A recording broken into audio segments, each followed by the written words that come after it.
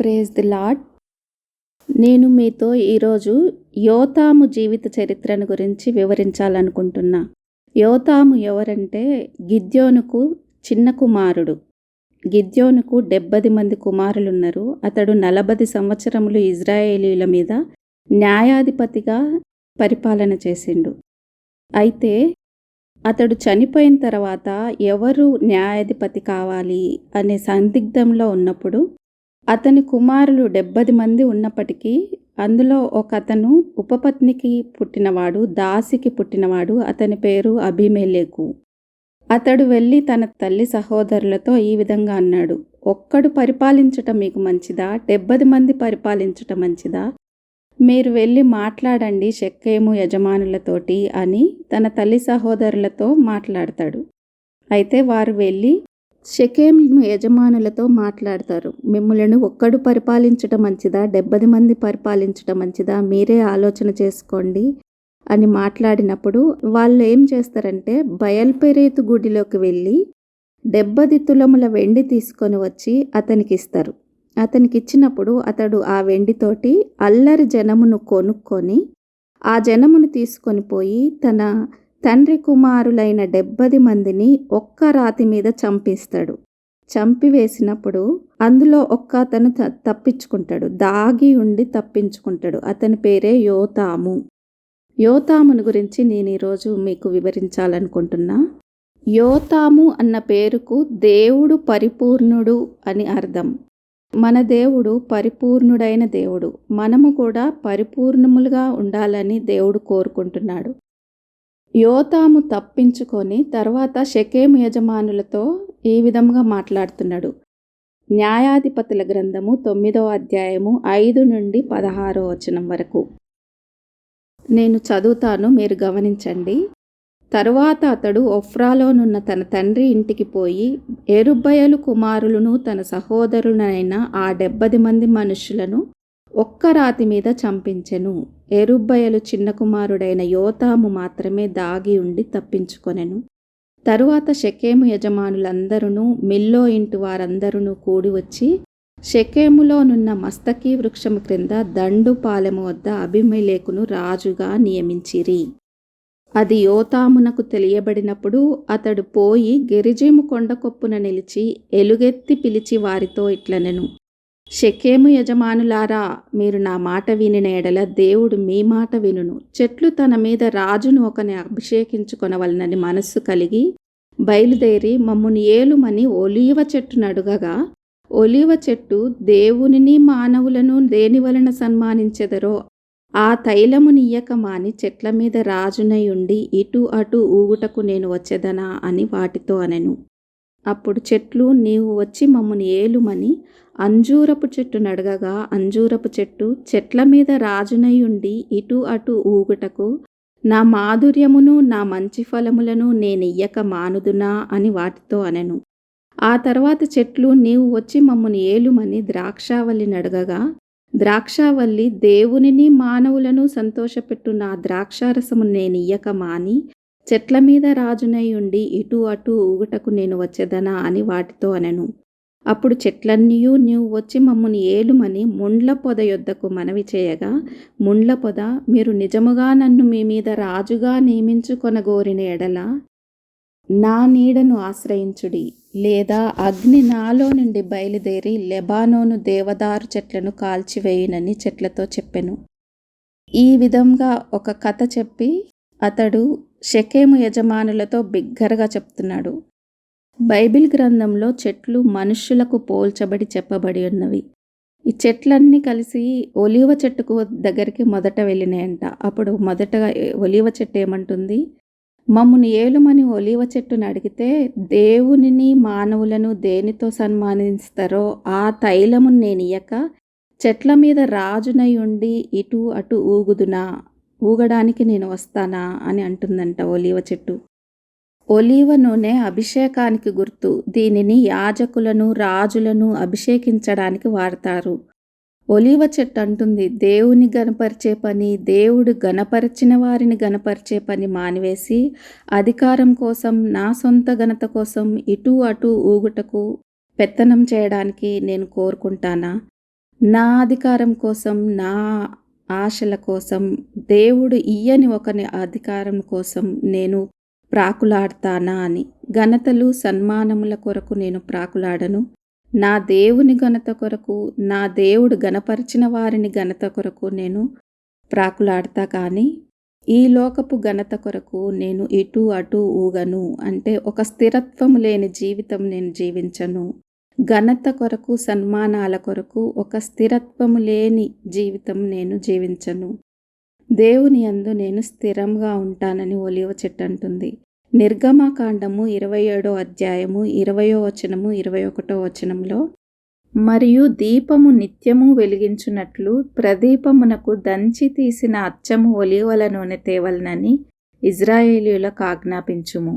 సాక్ష్యపు మందసము ఎదుటనున్న తెరకు వెలుపల ప్రత్యక్షపు గుడారములో అహరోనును అతని కుమారులను సాయంకాలము మొదలుకొని ఉదయము వరకు యెహోవా సన్నిధిని దాన్ని సవరింపవలెను. ఒక విశ్వాసి పరిపూర్ణుడు కావాలంటే శ్రమానుభవం గుండా వెళ్ళాలి. దంచి తీసిన అచ్చము ఒలీవల నూనె శ్రమలకు గుర్తు. దంచబడిన అనుభవంలో అభిషేకం నింపబడుతుంది. శ్రమలలో, కష్టాలలో, నష్టాలలో, అవమానాలలో, నిందలలో మనం ఇంకా ఎక్కువగా విశ్వాసంలో, నీతిలో, భక్తిలో నిలకడగా ఉండాలి. మనం ఎల్లప్పుడూ దేవుని బోధ చేత, దేవుని వాక్యము చేత సవరించబడాలి. ఒలీవ చెట్టు అంటుంది, లోకము ఇచ్చే ఘనత కొరకు, అధికారం కొరకు, డబ్బు ఆశతోనో, అధికారం ఆశతోనో నేను దేవునిని ఘనపరిచే పని వదిలి ఇటు అటు ఊగను, స్థిరంగా ఉంటానని అంటుంది. సువార్త సేవకుడు బిల్లీ గ్రహం దగ్గరికి ఒకసారి ఒక రాజకీయ నాయకులందరూ వచ్చి, మేము మిమ్మల్ని అమెరికా ప్రెసిడెంట్గా మేము ఏకగ్రీవంగా ఎన్నుకుంటాము, మీరు అనుమతిస్తే అని అన్నారంట.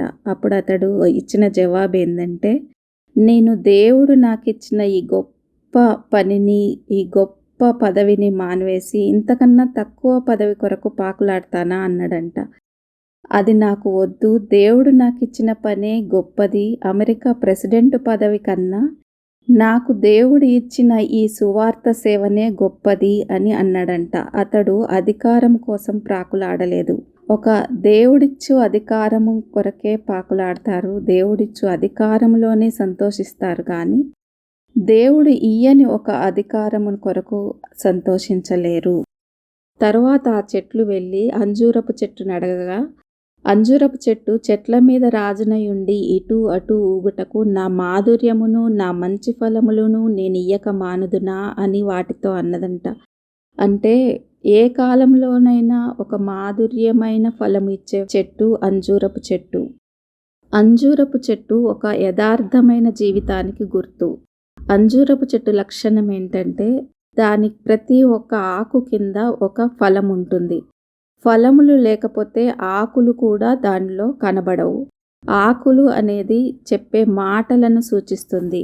యేసయ్య అంటున్నాడు మత్తయి సువార్త 21:18-19 వచనాల్లో ఒక అంజూరపు చెట్టు గురించి అంటున్నాడు. ఉదయమందు పట్టణమునకు మరలా వెళ్ళుచుండగా ఆయన ఆకలిగొనెను. అప్పుడు త్రోవ ప్రక్కన ఉన్న ఒక అంజూరపు చెట్టు చూచి దాని యొద్దకు రాగా దాని అందు ఆకులు తప్ప మరేమీయూ కనబడలేదు.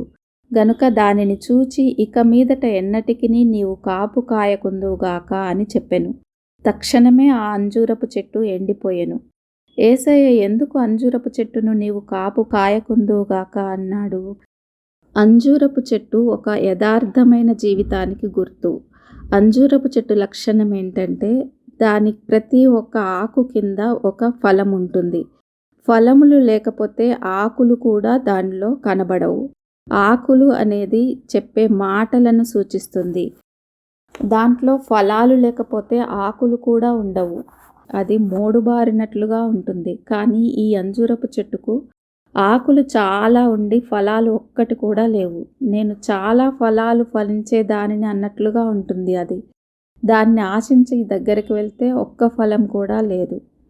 ఏ కాలమందైనా అంజూరపు చెట్టుకు మాధుర్యమైన ఒక్క ఫలం ఉంటుంది. ఆ మాధుర్యమైన ఒక్క ఫలం కోసం దేవుడు చూస్తున్నాడు. అదే యథార్థవంతమైన జీవితం. మనలో యథార్థవంతమైన జీవితంని జీవించాలని దేవుడు చూస్తున్నాడు. ఈ అంజూరపు చెట్టు డంబపు మాటలు, లోకపు మాటలు చెప్పి ఇటూ అటూ ఊగేది. లోకస్తులతో ఉన్నప్పుడు లోకపు మాటలు, సంఘములో ఉన్నప్పుడు దేవుని మాటలు మాట్లాడి ఫలాలు లేనిదిగా ఉన్నది. దేవుడు వేషధారణను అసహ్యించుకుంటాడు. యథార్థవంతులు ఆయనకిష్టం.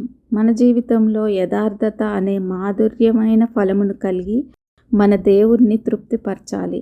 కష్టకాలంలో, శ్రమల కాలంలో, బాధల్లో కూడా యథార్థవంతమైన జీవితాన్ని వదిలిపెట్టకూడదు. ఒక స్థిరమైన జీవితాన్ని కలిగి ఉండే జీవితాన్ని జీవించాలి.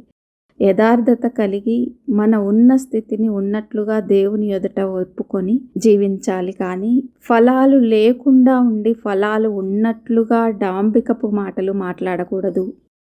తర్వాత ద్రాక్షావల్లి అంటుంది. అటు తర్వాత చెట్లు, నీవు వచ్చి మమ్మల్ని ఏలుమని ద్రాక్షావల్లిని అడుగగా, ద్రాక్షావల్లి దేవునిని మానవులను సంతోషపెట్టు నా ద్రాక్షారసము నేను ఇయ్యక మాని చెట్ల మీద రాజునై ఉండి ఇటు అటు ఊగుటకు నేను వచ్చేదనా అని వాటితో అనెను. ద్రాక్షావల్లి సంతోషానికి గుర్తు, దేవుని ప్రేమకు, నిబంధన రక్తానికి గుర్తు. దేవుడిచ్చే రక్షణను బట్టి మనం సంతోషించాలి. మన సంతోషము దేవుని ప్రేమలో, దేవుడు మన ఎడల చూపిన ప్రేమను బట్టి, ఆయన ఇచ్చిన రక్షణను బట్టి ఆ సంతోషము.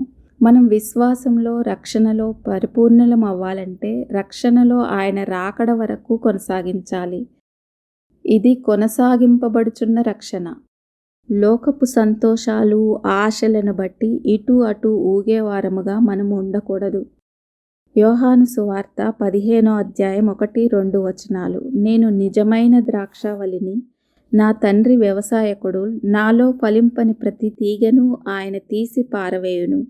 ఫలించు ప్రతి తీగ మరి ఎక్కువగా ఫలింపవలనని దానిలోని పనికిరాని తీగలను పారవేయును. మనము ఆయనలో నిలిచి ఉండాలి. అంటే మన సంతోషం ఆయన యందే, ఆయన చిత్తము చేయుట యందే.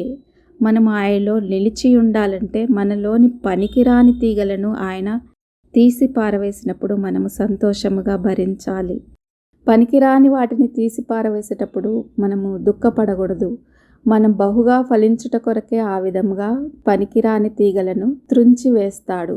ఇతరుల మీద పగ, ద్వేషం పెంచుకోవడం, ప్రేమ, కనికరం లేకుండా ఉండే ఇటువంటి విషయాలలో మనము సరిచేయబడతాము. సరిచేయబడినప్పుడు మనము దేవుని చిత్తమునకు లోబడి ఆ ప్రేమయందు సంతోషించు వారముగా ఉండాలి. అసూయ, కోపము, ఇతరులకు తీర్పు తీర్చటము, ఇవన్నీ దేవుడు మనలో నుండి తీసివేసి శత్రువులను ప్రేమించడము, క్షమించడము, ఏదైనా అన్యాయము జరిగినప్పుడు దానిని దేవుని చేతులకు అప్పగించి సహనము కలిగి జీవించడము, ఓర్పును దేవుడు నేర్పిస్తాడు. వీటన్నింటినీ మనకు నేర్పించినప్పుడు, మనలోని పనికిరాని తీగలను తీసి పారవేసినప్పుడు మనము సంతోషించే వారముగా ఉండాలి.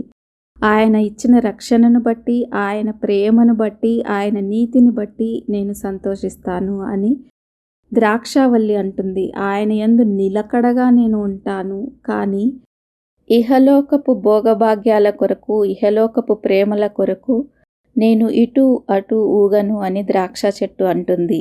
ముండ్ల చెట్టు తర్వాత చెట్లన్నీ కలిసి ముండ్ల పొద దగ్గరికి వెళ్ళినాయంట.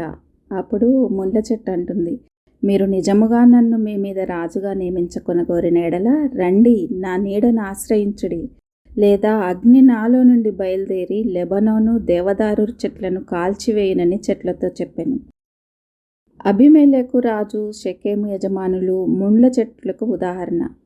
ఇవి గాలి వచ్చినప్పుడు, అంటే శ్రమలు వచ్చినప్పుడు ఇటు అటు ఊగేవిగా ఉంటాయి. అంటే శ్రమలు వచ్చినప్పుడు వీరి విశ్వాసము ఇటు అటు ఊగుతుంది, ఒక స్థిరత్వము లేనిదిగా ఉంటుంది. శ్రమలు, బాధలు, ఇబ్బంది వచ్చినప్పుడు ఎక్కువగా భయపడి స్థిరత్వం లేకుండా ఉండేది ఈ ముండ్ల చెట్టు. ఎవరు డబ్బు ఇస్తే వారి వైపు మాట్లాడుతుంది. డబ్బు పెట్టి మనుషులను వశపరుచుకొని వారు ఇందులో ఉంటారు. అటు లాభమైతే అటు మాట్లాడతారు, ఇటు లాభం అనిపిస్తే ఇటు వెళ్తారు. కృతజ్ఞత లేనిది, మళ్ళీ ఇది కృతజ్ఞత లేనిది, సహోదర ప్రేమ లేనిది, ద్వేషము, పగ, ఈర్ష్యతో నిండుకొనున్నది. నాకు మేలు జరగకపోతే సమస్తము నాశనం చేస్తా అంటుంది. తీర్పును తన చేతిలోనికి తీసుకుంటుంది. నేనే అన్నీ, నేను ఏది చెప్తే అది, నేను ఏదైనా చేయగలను అనుకుంటుంది. దేవుని భయం లేనిది. ఈ మొండ్ల చెట్టు డబ్బుకు, ఘనతకు, సన్మానాలకు, నీతిని, భక్తిని అమ్ముడు పోయేవారిగా ఉండేవాళ్ళు ఈ ముండ్ల చెట్టు కోవకు చెందుతారు. మనము ముండ్ల చెట్టు వలె ఉండకూడదు. ఒక స్థిరత్వము, నిలకడ కలిగి ఎటువంటి పరిస్థితులనైనా క్రీస్తును వెంబడించు వారముగా, ఆయన కొరకు బ్రతికే వారముగా ఉండాలి. శ్రమ, బాధ, హింస, కరువు, వస్త్రహీనత ఏదియూ మనలను క్రీస్తు ప్రేమ నుండి ఎడబాయదు. క్రీస్తులో మనము పరిపూర్ణము కావాలంటే ఒక అంజూరపు చెట్టు వలె యథార్థమైన జీవితాన్ని ఎటువంటి పరిస్థితిలోనైనా జీవించాలి. క్రీస్తులో మనము పరిపూర్ణలము కావాలంటే మన దేవుని యందే మన విలువ, మన సన్మానము, మన గౌరవము ఉన్నవని గుర్తించాలి. అదే విధముగా మనము దంచబడిన అనుభవంలో, శ్రమ అనుభవంలో ఉన్నప్పుడు భయపడకుండా దేవుని యందు స్థిరంగా ఉండాలి. అదే విధముగా ద్రాక్షావల్లిలో కొమ్మలు త్రుంచబడినప్పుడు, కొమ్మలు విరవబడినప్పుడు దేవుని రక్షణలో, దేవునిలో సంతోషించే వారముగా ఉండాలి. మన సంతోషము, మన నిరీక్షణ, మన సంతోషము, మన భాగ్యము మన దేవుని యందే. ద్రాక్షావల్లిలో మనము నిలకడగా ఉండాలి. అంటే మనము క్రీస్తులో నిలకడగా ఉండాలి. మనము బహుగా ఫలించడానికే ఆయన తోటమాలి పనికిరాని తీగలను విరిచినప్పుడు ఆయన యందు సంతోషించు వారముగా మనం ఉండాలి. అదే విధముగా ఆకులు రాల్చబడిన స్థితిలో ఉండాలి. డంబపు మాటలన్నీ మాట్లాడకుండా దేవుని యందు మనము ఏ విధముగా ఉన్నామో ఆ విధమైన ఒప్పుకోలు చేసే వారముగా, యథార్థత జీవితాన్ని ఎటువంటి పరిస్థితిలోనైనా విడువని వారముగా మనం ఉండాలి.